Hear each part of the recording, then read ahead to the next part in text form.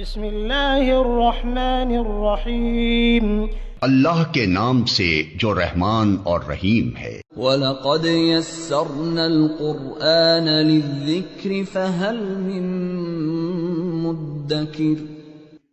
ہم نے اس قرآن کو نصیحت کے لیے آسان ذریعہ بنا دیا ہے، پھر کیا ہے کوئی نصیحت قبول کرنے والا؟ اعوذ باللہ من الشیطان الرجیم،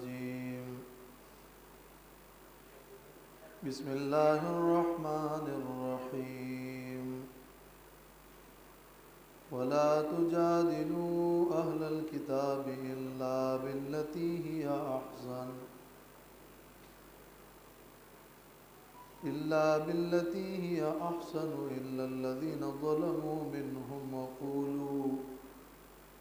وقولوا آمنا بالذی انزل الینا وانزل الیکم وإلہنا وإلہکم واحد ونحن له مسلمون۔ یہ سورۃ العنکبوت کی آیت نمبر 46 ہے۔ اس آیت میں ابتلا کے وقت تیسرا ادب بیان ہو رہا ہے۔ اس سے پہلے کی آیت میں فرمایا کہ جب آزمائش کا وقت ہو تو تلاوت جاری رکھیے، نماز قائم کیجیے، اللہ کا ذکر بہت بڑی شے ہے۔ اور اب اس آیت میں فرمایا کہ وَلَا تُجَادِلُوا أَهْلَ الْكِتَابِ، اہل کتاب سے بحث نہ کرو إِلَّا بِالَّتِي هِيَ أَحْسَنُ، مگر اس طریقے پر کہ جو بہتر ہو اور عمدہ ہو۔ إِلَّا الَّذِينَ ظَلَمُوا مِنْهُمْ، مگر وہ لوگ جو ان میں سے ظالم ہیں اور جنہوں نے ظلم کیا، ان کے ساتھ تمہارا مجادلہ اس میں سختی ہونی چاہیے اور سختی ہونے کی اجازت ہے، لیکن عام حالات میں اہل کتاب سے احسن اور عمدہ طریقے پر مجادلہ ہو۔ یہ مجادلہ کیا ہے؟ مجادلہ کا لفظ جدل سے ہے اور اس سے باب مفاعلہ ہے مجادلہ۔ جدل کا معنی ہے جھگڑا، خصومت اور شدید خصومت۔ اسی سے الجدال اور مجادلہ کا معنی ہے المفاوضۃ علی سبیل المنازعۃ والمغالبہ، کسی سے گفتگو کرنا، بات کرنا، اور بات کرنے میں اس انداز میں بات کرنا کہ اپنے موقف کو اس پر غالب کر دیں،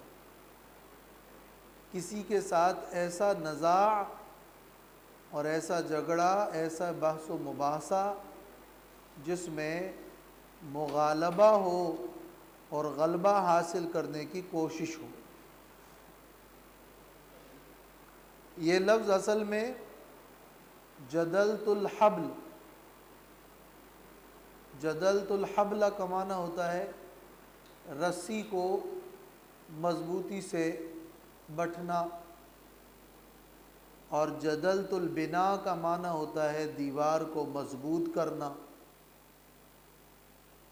تو کوئی ایسا مباحثہ جس میں ہر ایک اپنے موقف کو مضبوط کر رہا ہو، اس کو کہتے ہیں جدال اور مجادلہ۔ اور اصطلاحی طور پر بھی مجادلہ ایک طرح مناظرہ ہوتا ہے۔ اصطلاحی طور پر بھی علمی مسائل کے اندر وہ منازعہ ہے جس میں خصم کو اور مقابل کو سمجھایا جائے، گرایا جائے یا بحث کی جائے۔ تو وَلَا تُجَادِلُوا أَهْلَ الْكِتَابِ، اہل کتاب سے بحث نہ کرو اور مجادلہ نہ کرو، الا باللتی ہی احسن، مگر اس طریقے پر جو بہتر اور عمدہ ہو۔ یہاں یہ بات بھی ذہن نشین رہنی چاہیے کہ جو جدال اور مجادلہ ہے اس کا استعمال قرآن مجید میں دو طرح ہوتا ہے۔ جب انسان حق کے موقف پر بحث کر رہا ہو اور حق کو تقویت دے رہا ہو اور اس میں وہ بحث و مباحثہ کر رہا ہو، تو ظاہر ہے کہ یہ جدال اور یہ مجادلہ اس کا محمود ہے اور یہ اچھا ہے۔ اس میں وہ اپنی حجت اور اپنی دلیل پیش کرتا ہے اور اس سے بات کو مضبوط کرتا ہے۔ اس کے مقابلے میں وہ جھگڑا جس میں باطل کے لیے کوشش کی جائے اور جس کے ذریعے حق میں شبہہ ڈالا جائے، تو وہ جدال اور وہ مجادلہ وہ محمود نہیں بلکہ مذموم ہے اور قابل مذمت ہے۔ تو بہت ساری ایسی روایات ہیں، احادیث ہیں، آیات ہیں جس میں جدال کی ممانعت کی گئی ہے، جھگڑے سے روکا گیا ہے۔ اس کا مطلب ہے کہ یعنی حق بات اور حجت کے مقابلے میں فضول بحث اور شبہات پیدا کرنا ممنوع ہے، لیکن حجت اور دلیل کے ساتھ حق موقف کو بیان کرنا اور اس کے لیے مخالف کو سمجھانے کی کوشش کرنا، یہ جدال اور یہ مجادلہ اور یہ مناظرہ یہ جائز بلکہ محمود ہے۔ یہاں باللتی ہی احسن میں فرمایا کہ اگر مجادلہ احسن طریقے سے ہو تو یہ جائز ہے، اور تمہارا مجادلہ اہل کتاب سے احسن طریقے سے ہونا چاہیے۔ لیکن یہاں یہ سوال پیدا ہوتا ہے کہ یہ مجادلہ احسن طریقے پر سب کے ساتھ ہی ہونا چاہیے، اس میں اہل کتاب کی تخصیص کیوں کی گئی ہے؟ اور قرآن مجید میں جا بجا احسن طریقے سے مجادلہ کرنے کا حکم دیا گیا ہے۔ وَجَادِلْهُمْ بِالَّتِي هِيَ أَحْسَنُ، سورۃ النحل میں، سورہ بنی اسرائیل میں، بہت ساری صورتوں میں اللہ تعالیٰ نے یہ فرمایا ہے کہ احسن طریقے سے دفاع کرو، احسن طریقے سے برائی کو دفع کرو، ادفع باللتی ہی احسن۔ یہاں اہل کتاب کی تخصیص کی ایک وجہ تو عمومی یہ ہے کہ عام کفار اور عام مشرکین تو ناسمجھ اور بے علم لوگ تھے، ان کے مقابلے میں جن کے پاس کتاب ہے وہ کتاب والے سمجھدار ہیں اور اہل علم ہیں اور اپنے پس منظر میں کسی دلیل کے مدعی ہیں، تو اہل کتاب سے تمہارا مجادلہ بالخصوص احسن طریقے سے ہونا چاہیے، اس لیے کہ باقی امیین اور باقی مشرکین اور باقی لا علم لوگ وہ انہی اہل کتاب کے پیروکار ہیں، اور وہ کہتے ہیں کہ ہم کچھ نہیں جانتے، یہ کتاب والے ہیں، ان کو پتہ ہے آسمانی کتابوں کا۔ تو عمومی سطح پر تمہارا احسن طریقے پر مجادلہ اپنی جگہ، مگر اہل کتاب سے بالخصوص تمہارا مجادلہ احسن طریقے پر ہونا چاہیے۔ اور پھر اس صورت میں آگے جا کر ہجرت کا ذکر آ رہا ہے، اور یہ صورت آزمائش کی صورت ہے۔ آزمائشوں سے بچنے کے لیے اور آزمائشوں کے وقت ضرورت پڑتی ہے ہجرت کی، اس مناسبت سے اس صورت کے آخر میں ہجرت کا حکم موجود ہے، اور صورت کی ابتدا میں بھی ابراہیم علیہ السلام اور لوط علیہ السلام کی ہجرت کا ذکر ہوا ہے۔ تو چونکہ مشکل دور میں اور مشکل حالات میں مسلمانوں کو کچھ ہی دنوں بعد، کچھ ہی عرصے بعد حبشہ کی طرف ہجرت کرنا تھا، اور حبشہ میں حکمران نصارہ تھے، تو یہاں خاص طور پر تلاوت کتاب اور اقامت صلاۃ کا حکم بطور تسلی دینے کے ساتھ ساتھ ابتلاء کے اور آزمائش کے اس دور میں ممکنہ ہجرت جو حبشہ کی طرف ہونے جا رہا تھا، اس وقت اور اس ماحول میں اہل کتاب کے ساتھ بحث اور مناظرے میں احسن طریقے سے پیش آنے کی ترغیب دی جا رہی ہے کہ وَلَا تُجَادِلُوا أَهْلَ الْكِتَابِ إِلَّا بِالَّتِي هِيَ أَحْسَنُ۔ عمومی سطح پر تمہاری دعوت و تبلیغ احسن طریقے پہ ہونی چاہیے، لیکن بالخصوص یہ موقع وہ ہے جس میں تم ہجرت کرنے جا رہے ہو حبشہ، تو وہاں اہل کتاب سے تمہارا سامنا ہوگا، اس موقع پر تمہیں ان کے سامنے اپنا موقف بڑے احسن اور عمدہ طریقے پر پیش کرنا ہے۔ تو یہاں عمدہ طریقے پر پیش کرنے کا کیا مطلب ہے؟ عمدہ طریقہ پر پیش کرنے کا ایک معنی تو یہ ہے کہ قرآنی آیات اللہ کا ایک عمدہ کلام ہے، تو تم اپنے جس موقف کو بھی پیش کرو، بجائے اس کے کہ اس میں اپنے ہی کلمات اور اپنے ہی الفاظ ہو، قرآنی آیات کے ذریعے سے اپنی دعوت پیش کرو جو کہ التی ہی احسن ہے۔ دوم یہ کہ تمہارا لہجہ اور تمہارا طرز کلام اس کے اندر ایسی نرمی اور رفاقت ہونی چاہیے تاکہ مخاطب متاثر ہو۔ دعوت اور تبلیغ میں عمومی طور پر یہ حکم ہے، اور اس موقع پر اور اس مقام پہ اہل کتاب کے ساتھ جو کہ آسمانی کتابوں کی طرف منسوب لوگ ہیں، ان سے بالخصوص تمہارا دعوتی انداز نہایت حکیمانہ ہونا چاہیے۔ إِلَّا الَّذِينَ ظَلَمُوا مِنْهُمْ، مگر جو نہایت ڈیٹ قسم کے لوگ ہوں، یا جہاں موقع ایسا ہے کہ اس وقت سخت جواب دینا ہی حکمت کا تقاضا ہو، تو شرافت اور شائستگی کے ساتھ ساتھ بعض مواقع پر ان ڈیٹ اور عنادی لوگوں کے ساتھ سختی کرنے کی اجازت الا الذین ظلموا منہم میں دی جا رہی ہے۔ اس لیے کہ بسا اوقات تبلیغ میں تحقیقی طور پر اپنا موقف پیش کرنے اور دلائل کے ساتھ ساتھ الزامی دلائل دینے کی ضرورت پڑتی ہے، جس میں ایک گونا سختی ہوتی ہے، اور اسی طرح بعض لوگوں کے مزاج میں اس قسم کی سختی ہوتی ہے کہ وہاں دو بدو جواب دینا مفید ثابت ہوتا ہے۔ تو الا الذین ظلموا منہم میں یہ استثناء کی گئی کہ مگر جو نہایت ڈیٹ اور ظالم ہو اور ان کے ساتھ آپ سختی سے پیش آئیں تو تمہارے لیے اس کی اجازت ہے۔ عام حالات میں تو تمہیں نرم رہنا ہے، تیش میں نہیں آنا، غصہ نہیں ہونا، اپنے موقف کو پیش کرنا ہے، لیکن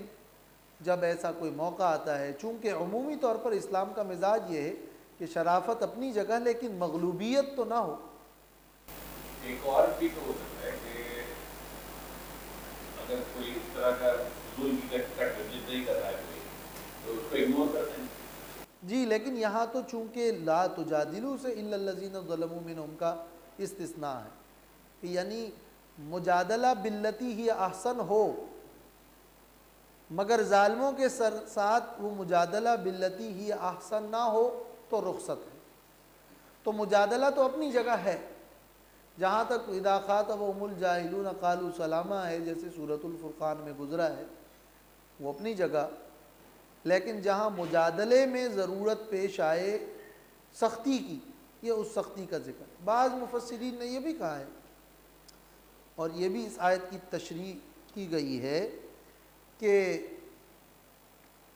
احسن طریقے پر مجادلہ ہو، یعنی آپ اہل کتاب سے جزیہ لے، اور جو اس میں ظالم و ظلموا منہم ہے ان سے قتال کرو اور جزیہ نہ لو، لیکن چونکہ صورت مکی ہے اس وقت قتال کا حکم نازل نہیں ہوا تھا، اگرچہ بعض علماء نے یہ جواب دیا ہے کہ صورت بالعموم اپنے اکثر کے اعتبار سے تو مکی ہے، مگر یہ آیت اس میں مکی نہیں ہے، تو الفاظ میں اس تشریح کی گنجائش ہے۔ مگر اگر اس مفہوم کو اور اس انداز کو اور اس ابتلاء کے حالات کو سیاق و سباق میں رکھ کر سب کو مکی قرار دیا جائے تو معنی یہ ہے کہ بالعموم آپ کا انداز نرم ہونا چاہیے، مگر کچھ لوگوں کے ساتھ سختی کی حکمت کے تقاضے کے مطابق اجازت ہے۔ پھر آگے خود ہی وقولوا آمنا بالذی سے اس التی ہی احسن اور عمدہ طریقے کا بیان ہو رہا ہے۔ عمدہ طریقہ دعوت دینے کا کیا ہے کہ آپ سب سے پہلے مشترکات پہ آ جائیں۔ عمدہ طریقے پر دعوت یہ ہے کہ دیکھیں اہل کتاب سے جب تم یہ کہو گے کہ تمہاری آسمانی کتابوں کو، تورات کو، انجیل کو، موسیٰ علیہ السلام کو، عیسیٰ علیہ السلام کو ہم مانتے ہیں، یہ موقف پیش کرنے میں کیا ہوگا کہ ان کے دل پہلے مائل ہوں گے، نرم ہوں گے۔ تو گویا کہ اختلاف اور جھگڑا پیدا ہم نے نہیں کیا، جھگڑا تو تم نے پیدا کیا ہے کہ ہم تو تمہارے نبی کو اور تمہاری کتاب کو مانتے ہیں، تم ہمارے نبی اور ہماری کتاب کو نہیں مانتے۔ تو یہ مشترکات کے انداز میں۔ پھر یہ کہ اصولی مباحث، بجائے اس کے کہ آپ کسی فرعی چھوٹے کسی مسئلے پر لمبی چوڑی بحثیں کریں، دعوت و تبلیغ کا انداز یہ ہے کہ اصول سے اور اعتقادی مسائل سے، مشترکات سے مثبت انداز میں آپ اپنی بحث رکھیں، یہ التی ہی احسن ہے۔ الا یہ کہ کوئی زبردستی ہی ظلم اور عناد کر کے کچھ اور باتیں آپ سے پوچھ لیں اور آپ نے اس کا بھی کچھ اجمالی جواب دے دیا، ورنہ وقولوا آمنا بالذی انزل الینا وانزل الیکم، کہہ دیجئے ہم ایمان لائے اس کتاب پر جو ہماری طرف نازل کی گئی ہے اور ان کتابوں پر بھی جو تمہاری طرف اتاری گئی ہیں۔ ہم اپنی کتابیں بھی مانتے ہیں، تمہاری کتابیں بھی مانتے ہیں۔ ہماری کتابوں میں یہ نہیں ہے کہ ہم تمہاری کتابوں کا انکار کریں، تمہاری آسمانی کتابوں کی ہماری کتاب میں تصدیق ہے۔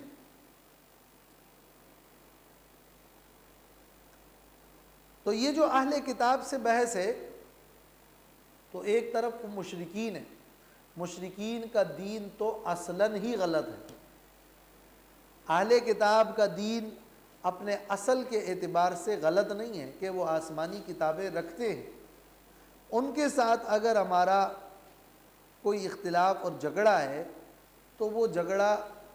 اس بات میں ہے کہ وہ ہمارے نبی ہماری کتاب کو نہیں مانتے، حالانکہ یہ نبی اور کتاب ان کی کتابوں کی تصدیق اس معنی میں بھی ہے کہ ان کتابوں میں ان کتابوں کی تائید ہے، اور اس معنی میں بھی ہے کہ تمہاری کتابوں میں موجود جو بشارت اس آخری نبی صلی اللہ علیہ وسلم کے بارے میں دی گئی ہے، اس نبی کی بعثت کے بعد تمہاری کتاب کی اس بات کی تصدیق ہو جاتی ہے۔ اور وقولوا آمنا بالذی انزل الینا میں ایک انداز دعوت کا یہ ہے کہ جب ہم اس کو مانتے ہیں تو تم بھی مانو۔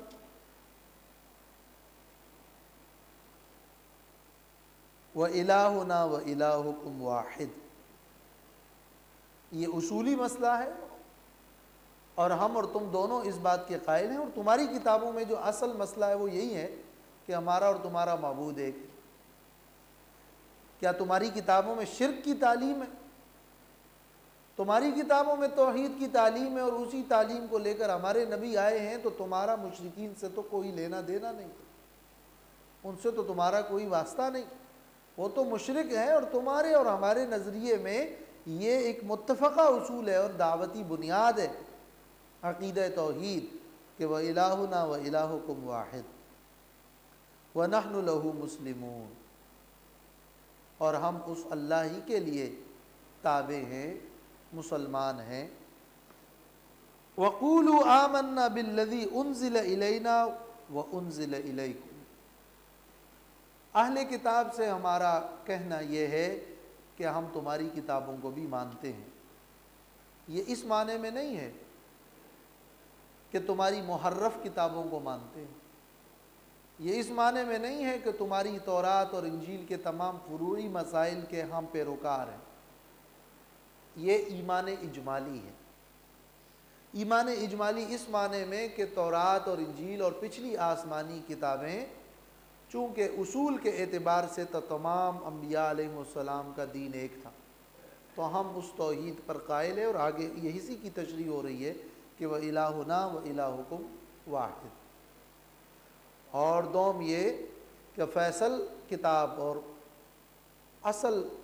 ناسخ کتاب وہ تو قرآن مجید ہے، لیکن تمہاری آسمانی کتابوں کے آسمانی ہونے اور اپنے وقت پر ان کتابوں کے قابل اتباع ہونے کے ہم منکر نہیں ہیں۔ چنانچہ اسی آیت کی تشریح میں مفسرین نے یہ حدیث نقل کی ہے کہ کان اہل الکتاب یقرؤون بالعبرانیہ ویفسرونہا بالعربیہ لأہل الاسلام۔ اہل کتاب اپنی کتابوں کو عبرانی زبان میں پڑھتے تھے اور اس کی تفسیر کرتے تھے اہل اسلام کے سامنے۔ تو فقال رسول اللہ صلی اللہ علیہ وسلم لا تصدقوا اہل الکتاب ولا تکذبوہم۔ اہل کتاب کی نہ تصدیق کرو اور اہل کتاب کی نہ تکذیب کرو۔ وقولوا آمنا بالذی انزل الینا وانزل الیکم۔ اہل کتاب اور پچھلی آسمانی کتابوں سے جو بیان ہم تک مروی ہے ان بیانات کو اسرائیلیات کہتے ہیں، نقلاً عن اہل الکتاب کہتے ہیں۔ یہ اسرائیلیات اور یہ اہل کتاب کی روایات، اس کے بارے میں اصولی طور پر موقف یہ ہے، وہ باتیں اور وہ واقعات جو ہماری کتابوں میں ہیں۔ نمبر دو، اگر اس میں ایسی باتیں ہیں جو نقل ہو رہی ہے جس کی ہماری شریعت میں قرآن و سنت میں اس کی تکذیب ہے اور رد ہے کہ یہ غلط ہے، تو ہم اس کی تکذیب کرتے ہیں۔ لیکن اگر اہل کتاب کی کچھ ایسی باتیں ہم تک نقل ہو رہی ہوں جس سے قرآن اور سنت خاموش ہو، نہ تو ان باتوں کی تصدیق ہو رہی ہے، کہیں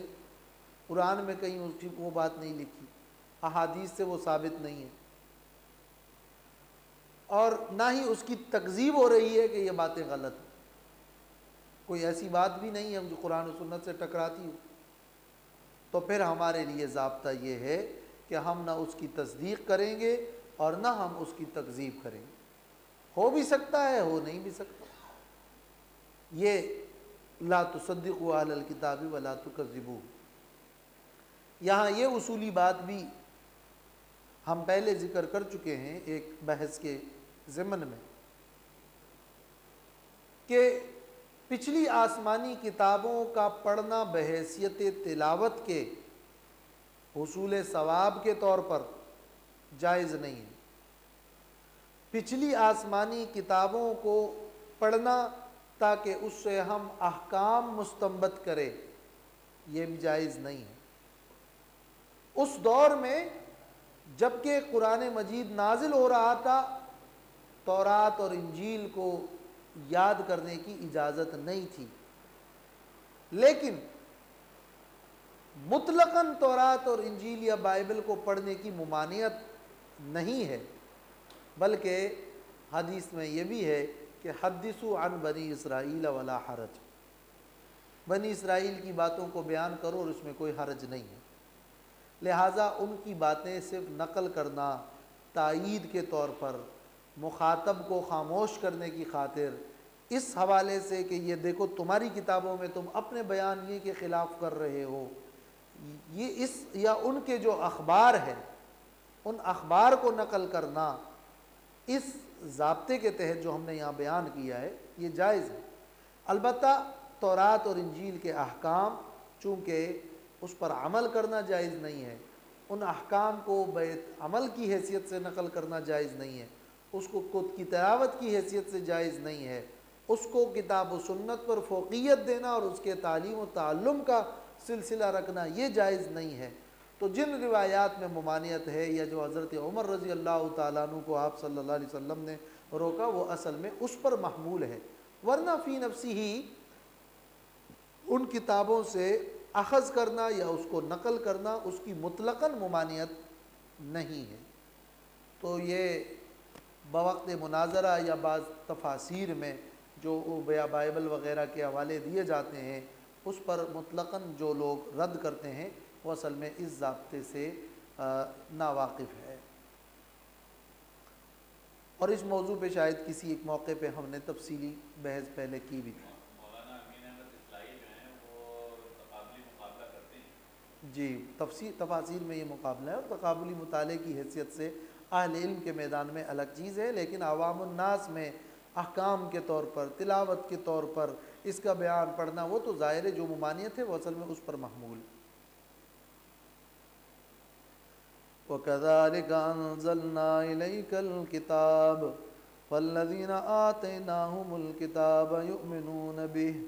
وَمِنْ هَؤُلَاءِ مَن يُؤْمِنُ بِهِ وَمَا يَجْحَدُ بِآيَاتِنَا إِلَّا الْكَافِرُونَ۔ وَكَذَلِكَ أَنزَلْنَا إِلَيْكَ الْكِتَابَ، اور اسی طرح ہم نے نازل کی ہے تیری طرف کتاب۔ اسی طرح کا کیا مطلب ہے؟ کما انزلنا علیہم، جیسے ہم نے پہلوں پر کتاب اتاری اسی طرح ہم نے آپ پر بھی اس کتاب کا نزول فرمایا۔ کتاب اللہ اور آخری رسول صلی اللہ علیہ وسلم کی صداقت اور صداقت قرآن کے یہ طریقے بیان ہو رہے ہیں کہ یہ کتاب بھی اسی طرح آسمانی اور منزل ہے جس طرح پچھلی آسمانی کتابیں ہیں، تو اس کتاب کے نہ ماننے کی وجہ کیا ہے؟ اور یہ کذالک میں جو ذالکہ ہے اس کا یہ معنی بھی ہو سکتا ہے کہ مثل ذالک الانزال، یہ ذالکہ انزلنا میں جو انزال ہے اس کی طرف راجع ہے، لیکن انزال بعد میں اس کو کہتے ہیں تجرید۔ ذالکہ میں مابعد کے فعل کے مصدر کی طرف اشارہ ہے، اور اس میں در حقیقت مزید شان بیان کرنا مقصد ہوتا ہے کہ وَكَذَلِكَ أَنزَلْنَا إِلَيْكَ الْكِتَابَ، اس عظیم شان کے ساتھ ہم نے یہ کتاب نازل کی ہے۔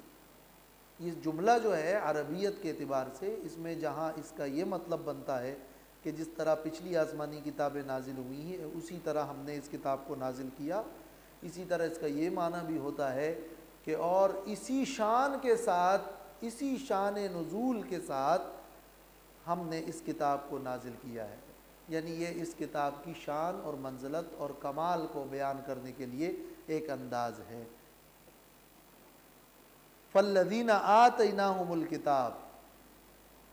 پس وہ لوگ جن کو ہم نے کتاب دی تھی، یؤمنون بہ، وہ اس کتاب پر ایمان لاتے ہیں۔ اہل کتاب میں بھی وہ لوگ جن کو ہم نے کتاب دی تھی اور وہ ماننے والے ہیں، وہ اس کتاب کی حقانیت کو تسلیم کرتے ہیں۔ یہ آتیناہم الکتاب، قرآن مجید میں ایک انداز ہے جہاں الذین آتیناہم الکتاب ذکر ہو جائے وہاں پہ مومن اور ماننے والے اور اچھے کتابیوں کا ذکر ہوتا ہے۔ آتیناہم الکتاب،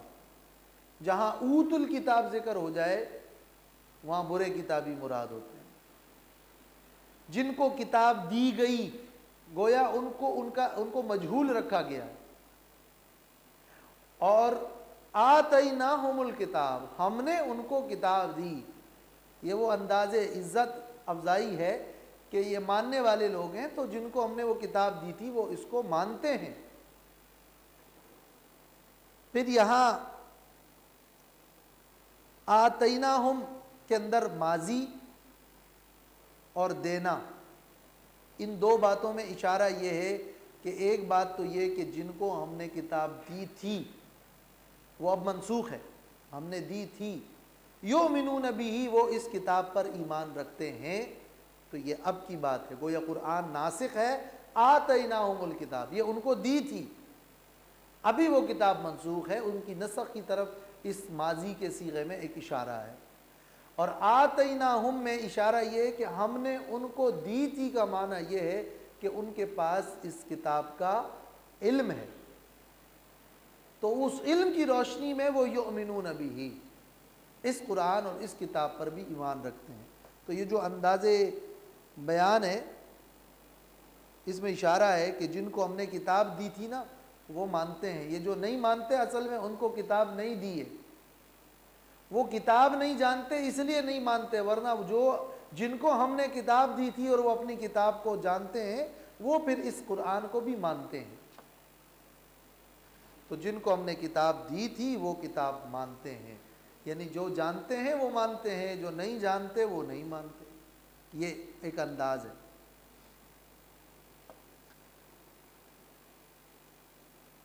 وَمِنْ هَٰؤُلَاءِ مَن يُؤْمِنُ بِهِ، اور اس اہل مکہ میں سے بھی وہ لوگ ہیں جو اس کتاب کو مانتے ہیں، اس کی بلاغت اور فصاحت اور کمالات دیکھ کر اس مشرکین مکہ اور اہل مکہ میں بھی ایسے لوگ ہیں۔ وَمَا يَجْحَدُ بِآيَاتِنَا إِلَّا الْكَافِرُونَ، اور نہیں انکار کرتے ہماری آیتوں کا مگر کافر لوگ۔ یہ قرآن مجید کی صداقت کی گویا دلیل پیش کی گئی کہ دلیل اس کی یہ ہے کہ اہل کتاب میں کچھ ایسے سچے پکے لوگ ہیں جو اس کتاب کو مانتے ہیں، ان سے پوچھو وہ تمہیں بتا دیں گے کہ ان کی کتابوں میں کیا لکھا ہے اس کتاب سے متعلق۔ تو ان سے اور ان کے ایمان لانے سے قرآن کی صداقت بیان ہو رہی ہے۔ اور اسی طرح اس مکہ کے اندر بھی ایسے لوگ ہیں جو اس حقانیت کو سمجھ چکے ہیں۔ ہاں جو نہایت ڈھیٹ لوگ ہیں جو باوجود معرفت کے نہیں مانتے وہ اصل میں کافرون ہیں۔ وَمَا يَجْحَدُ بِآيَاتِنَا إِلَّا الْكَافِرُونَ، یہاں جو یجحدو کا لفظ ہے نا، جحود، امام قتادہ سے مروی ہے انما یکون الجہد بعد المعرفہ، جحود انکار کہتے ہیں ایسے انکار کو جو معرفت کے بعد، ایک شخص کسی چیز کو جانتا ہے پھر بھی کہتے ہیں میں نہیں مانتا، اس کو کہتے ہیں جحود۔ تو وما یجحد، جان بوجھ کر انکار نہیں کرتے اس کتاب کی اس صداقت سے، الا الکافرون، مگر کافر لوگ۔ کافر لوگ انکار کرتے ہیں، اس میں ایک معنی تو یہ ہے کہ جب قرآن سے وہ انکار کرتے ہیں تو کافر ہی بن گئے، لیکن اس کا دوسرا مطلب یہ ہے کہ جو توحید سے منکر ہیں تو وہ اس آیات کے منکر ہیں، وہ توحید کے منکر لوگ ہی اس آیات کے منکر ہے، ورنہ جو توحید مانتے ہیں وہ آیات کا انکار نہیں کر سکتے۔ اور الکافرون میں در حقیقت وہ پکے اور ضدی اور عنادی کافر مراد ہیں کہ باوجود ان تمام تر حقانیت کے اور کچھ لوگوں کے ماننے کے، نہ ماننے والے در حقیقت اپنے کفر میں ضد کرتے ہوئے حد سے تجاوز کر چکے ہیں۔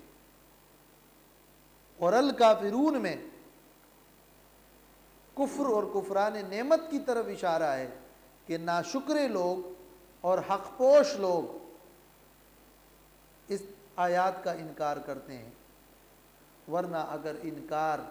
میں ضد نہ ہو، ورنہ اگر ناشکری نہ ہو، ورنہ اگر آنکھوں پہ پٹھی نہ لگیں تو اس قرآن کی صداقت کو ماننے والے اہل کتاب میں بھی ہیں اور مشرکین مکہ میں بھی ہیں۔ وما یجحد بآیاتنا الا الکافرون۔ وما كنت تتلو من قبله من كتاب ولا تخطه بيمينك إذا لارتاب المبطلون۔ قرآن مجید کی صداقت کی یہ ایک دوسری دلیل پیش کی جا رہی ہے۔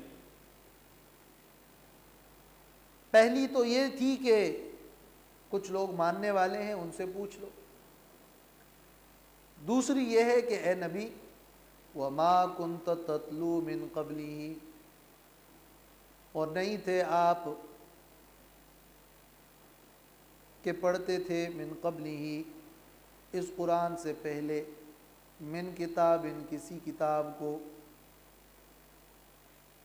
ولا تخطہ بیمینک اور نہ ہی لکھتے تھے اس کو اپنے دائیں ہاتھ سے، اذا لارتاب المبطلون اس وقت تو البتہ شک کرتے باطل پرست لوگ، باطل کرنے والے لوگ۔ اگر آپ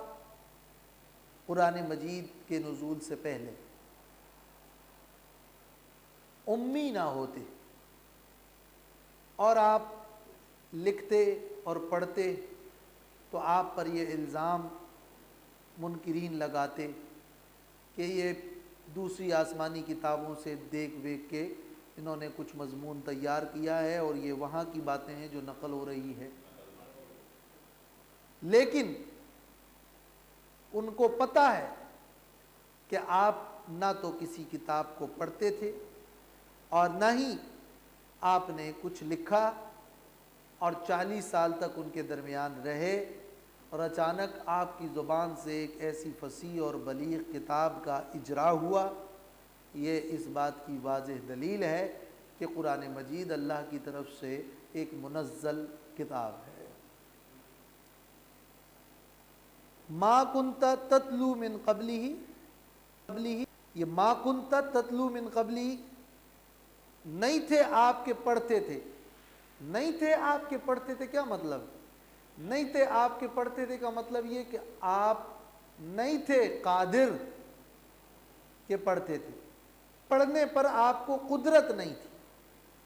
نہیں تھے آپ پڑھنا آپ کی عادت نہیں تھی۔ تو ما کنت تتلو من قبلہ اس سے پہلے آپ کتاب کو پڑھنے پر قادر نہیں تھے اور عادی نہیں تھے، نہیں تھے آپ کا یہ معنی۔ آپ پڑھنے والے نہیں ہیں ایک یہ معنی، لیکن انداز یوں نہیں ہے ما کنت قارئا، معنی تو اس کا یہ ہے نا کہ ما کنت قارئا قبل الوحی، آپ وحی سے پہلے پڑھنے والے نہیں تھے، نہیں تھے آپ کا معنی یہ کہ آپ اس پر نہ قادر تھے نہ یہ آپ کی عادت تھی، اور یہ سب کو معلوم ہے۔ اور اپنے دائیں ہاتھ سے اس کو نہیں لکھتے تھے۔ یہ جو دائیں ہاتھ کا لفظ ہے نا، اس کو قید اتفاقی کہتے ہیں، یہ انداز بیان ہے، اس کا یہ معنی نہیں کہ آپ بائیں ہاتھ سے لکھتے تھے، یہ معنی نہیں، اس کو عادتاً قید کہتے ہیں۔ اور تخطہ بیمینک، گویا کہ یہ جو بیمینک کا لفظ ہے، جیسے میں نے اپنی آنکھوں سے دیکھا، لوگ کہتے ہیں نا اپنی آنکھوں سے دیکھا، نظر تو بعینی، عربی میں بھی کہتے ہیں، تو آنکھوں سے ہی دیکھا ہوگا نا، یہ نہیں کہ میں نے آنکھوں سے دیکھا، کانوں سے تو نہیں دیکھنا ہوتا، ناک سے نہیں دیکھنا ہوتا، تو یہ بعینی ہے، اس کے ساتھ مزید ایک قید ہوتا ہے جو مبالغے کے طور پر استعمال ہوتا ہے۔ اسی طرح تخطہ بیمینک، آپ نے اپنے دائیں ہاتھ سے اس نہیں لکھا اس کو، یعنی آپ نے بالکل، آپ لکھنے پہ قادر نہیں تھے اور آپ لکھنا آپ کی عادت نہیں تھی اور آپ نہیں لکھنے والے تھے۔ اور یہ کہ خط یا خطو میں جب بیمینک کا لفظ ہو جائے تو گویا اس کا معنی کوئی مجازی معنی مراد نہیں ہے، یعنی ولا تخطہ، خط لکھنا ایک یہ بھی ہوتا ہے کہ انسان خود لکھے، اور یہ بھی ہوتا ہے کہ کسی سے لکھوائے۔ میں نے خط لکھا ان کو، خود نہیں لکھا ہوتا، لیکن کسی سے لکھوا کر بھیجا ہوتا ہے، کہتے ہیں میں نے خط لکھا، یہ اس کا مجازی معنی ہوتا ہے، اگرچہ خود نہیں لکھا ہوتا۔ لیکن جب آپ کہتے ہیں بقلم خود، یا آپ کہتے ہیں اپنے ہاتھ سے، تو اس معنی میں کہ یعنی جب پیدا ہوئے تو اس وقت سے ہی آپ نے کوئی لکھنا پڑھنا کسی شخص سے نہیں سیکھا، یہ ہے امی کا معنی۔ جو شخص نہ لکھتا ہو نہ پڑھتا ہو وہ امی ہے، جس نے کسی سے لکھنا پڑھنا نہیں سیکھا وہ امی ہے، اسی اصل پر قائم ہے۔ یہ تو امی کا معنی ہے، اور یہ اور انسانوں کی نسبت سے امی ہونا تو ایک عیب ہے، لیکن نبی کریم صلی اللہ علیہ وسلم کا امی ہونا صرف کمال ہی نہیں بلکہ ایک معجزہ ہے کہ باوجود امی ہونے کے آپ صلی اللہ علیہ وسلم کو اتنا عظیم، منظم، تا قیامت فصیح و بلیغ علم عطا فرمایا گیا۔ تو یہ باوجود امی ہونے کے اتنا بڑا علم اس بات کی نشانی ہے کہ آپ کا علم وہ اللہ کی طرف سے عطا کردہ ہے۔ تو آپ کے لیے امی ہونا بلکہ امی رہنا ایک کمال اور ایک اعزاز اور ایک عظیم معجزہ ہے۔ لیکن اس کے باوجود ایک بحث تفاسیر میں ہے اور ایک سوال اور اس بات کی ایک کوشش کی گئی ہے کہ آپ صلی اللہ علیہ وسلم نبوت سے پہلے، قرآن مجید کے نزول سے پہلے اور ابتدائی دور میں آپ کا امی ہونا تو اتفاقی ہے کہ آپ نے نہ لکھا نہ پڑھا، لیکن کیا نبوت ملنے کے بعد، نزول قرآن کے بعد، جب کہ اسلام مشہور ہو گیا، جب شکوک و شبہات کی فضا ختم ہو گئی، کیا اس کے بعد بھی آپ امی رہے یا کہ اس کے بعد آپ نے لکھنا پڑھنا سیکھا اور لکھا اور پڑھا؟ یہ ایک سوال ہے۔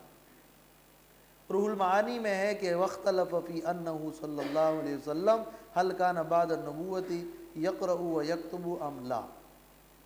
اس میں اختلاف ہوا ہے کہ آپ صلی اللہ علیہ وسلم نے نبوت کے بعد پڑھا لکھا یا نہیں۔ تو ایک قول یہ ہے اور یہ مشہور قول ہے اور زیادہ صحیح قول ہے کہ آپ نے آخر وقت تک آپ نے نہ لکھا نہ پڑھا۔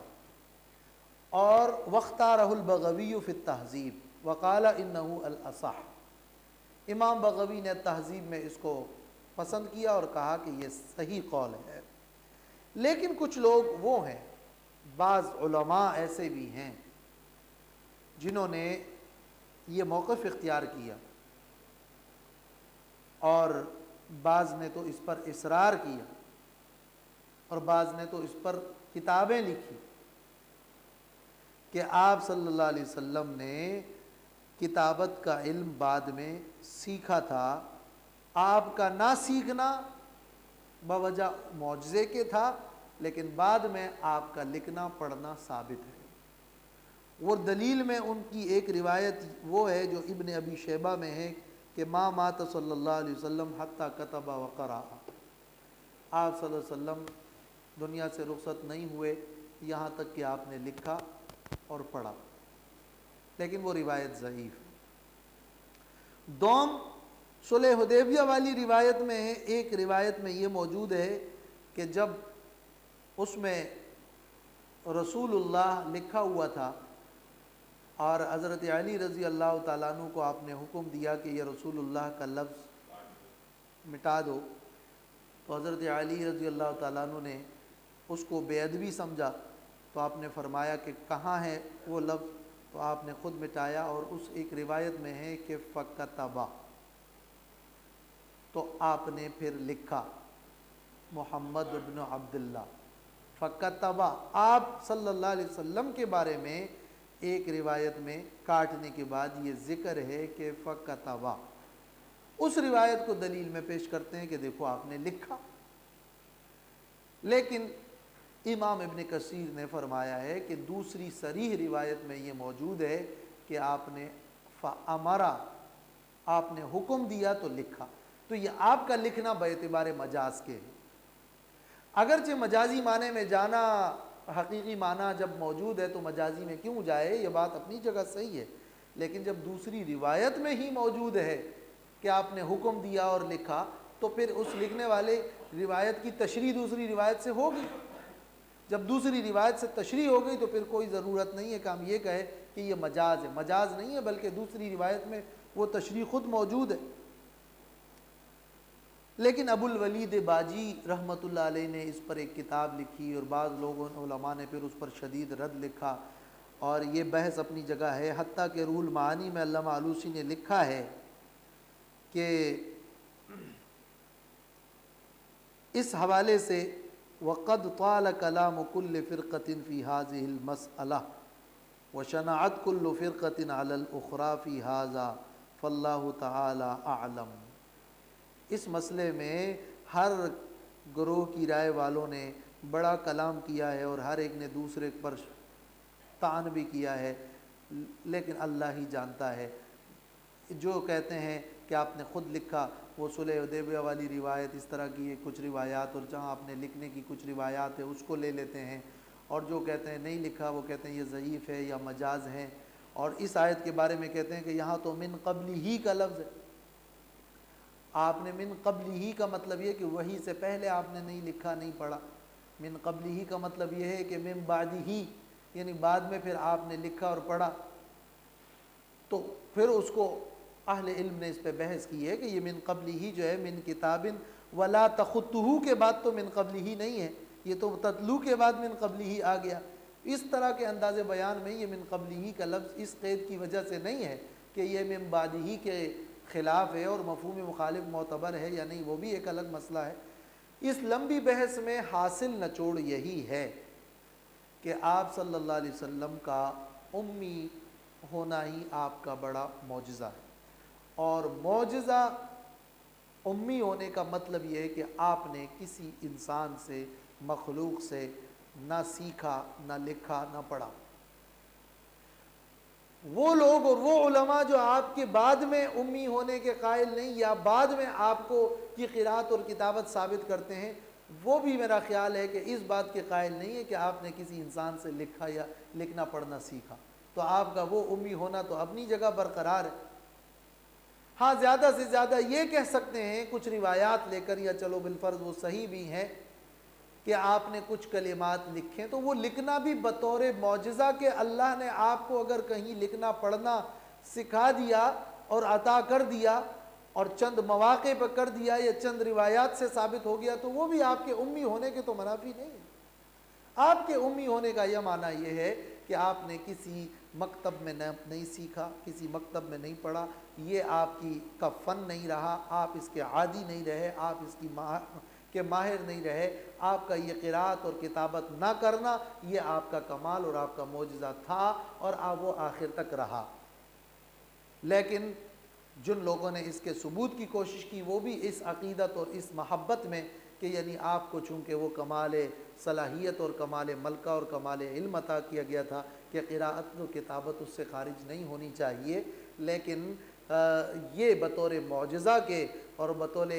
کمال کے آپ کا نہ پڑھنا جب ثابت ہو گیا، تو پھر آپ کا کہیں ایک آدھ بار پڑھنا بطور قراءت و کتابت بطور معجزہ اگر ثابت ہو جائے تو اس میں بھی تعجب کی کوئی بات نہیں ہے۔ تو یہ مسئلہ اتنا مشکل نہیں ہے، آپ کا امی ہونا ہی آپ کا کمال ہے۔ حج جو حج کیا رسول اللہ صلی اللہ علیہ وسلم نے، کسی نے فرمائش کی تھی، مجھے ان کا نام یاد نہیں آ رہا، کہ یہ خطبہ مجھے ابو صاحب کہ مجھے یہ لکھ کر دے دو۔ رسول اللہ نے کیا کیا تھا کہ کسی نے کہا تھا کہ ان کو لکھ کر دے دو۔ جی جی، اور ایون حضرت انس ہیں جیسے، تو ان کی امی جب ان کو لے کر آئی تھی رسول اللہ کے دربار میں 10 سال کے تھے، تو کہتے انہوں نے کہا کہ یہ لکھنا پڑھنا بھی جانتے ہیں۔ اور یہ اس طرح کی روایات، چونکہ یہ بحث اس لیے طویل ہے کہ جس طرح آپ نے روایات پیش کی ہے اور اس میں یہ ہے کہ آپ نے لکھوایا اور خطوط اور مختلف بادشاہوں کے نام خطوط سب لکھوائے، فلاں سے لکھوایا، فلاں سے، آپ کے کاتبان تھے، کاتبین وہی تھے، لیکن اس کے ساتھ ساتھ ایسی روایات بھی ہیں اور یہ روایت بھی ہے کہ آپ نے مرض وفات کے اندر ہی یہ کہا کہ میرے لیے لے آؤ دوات، لے آؤ قلم، لے آؤ تاکہ میں کچھ لکھوں، تو وہاں آپ نے خود کہا کہ لے آؤ تاکہ میں لکھوں۔ تو اس طرح کے ان روایات میں جو تقابل ہے وہ مجاز پر محمول ہے، وہ تو میں نے بتا دیا کہ کچھ روایات میں اگر لکھنا اور اس کا ذکر ہے تو کچھ میں نہیں لکھنے کا ذکر ہے۔ اس قسم کی وجہ سے ہی تو کلام طویل ہو گیا اور بحث ہو گئی، لیکن اس بحث کی حاجت اس لیے نہیں کہ کسی مکتب سے آپ کا پڑھنا لکھنا سیکھنا کسی انسان سے، مخلوق سے، یہ ثابت نہیں ہے، اور اس معنی میں آپ آخر تک امی رہے۔ آپ کا لکھنا پڑھنا آپ کی عادت نہیں تھی اور یہ آپ کی کا فن اور مہارت نہیں تھا، اللہ نے آپ کو امی رکھا، یہ اپنی جگہ ثابت۔ لیکن اگر کچھ اکا دکا روایات میں آپ کا لکھنا پڑھنا فرض کریں ثابت بھی ہوں تو وہ بطور اعجاز کے ہیں، اور بطور معجزہ کا کچھ اس طرح ہونا آپ کے امی ہونے کے منافی نہیں ہے، تو بحث سمجھ جائے گی۔ ورنہ اس قسم کی روایات دونوں جانب میں لے کر جو ہے اصل موقف در حقیقت میں سمجھتا ہوں کہ ایک ہی بنتا ہے، اس لیے کہ جو لکھنے پڑھنے والے ہیں وہ بھی یہ نہیں ثابت کر پا سکتے کہ آپ نے لکھنا پڑھنا کسی سے لکھا سیکھا باقاعدہ اب لکھنا پڑھنا شروع کر دیا، ایسا تو کوئی نہیں ثابت، یہ موقف تو کسی کا بھی نہیں۔ جی بالکل، بلکہ یہاں تفسیر ماجدی میں ایک جملہ ہے، یہ لکھنا پڑھنا جہاں عقیدت اور محبت میں لوگوں نے ثابت کرنے کی کوشش کی ہے، وہاں مستشرقین نے، مسیحیوں نے، اہل کتاب نے اس پر اور زیادہ زور لگایا ہوا کہ کسی طرح آپ کو لکھنے پڑھنے والا ثابت کیا جائے۔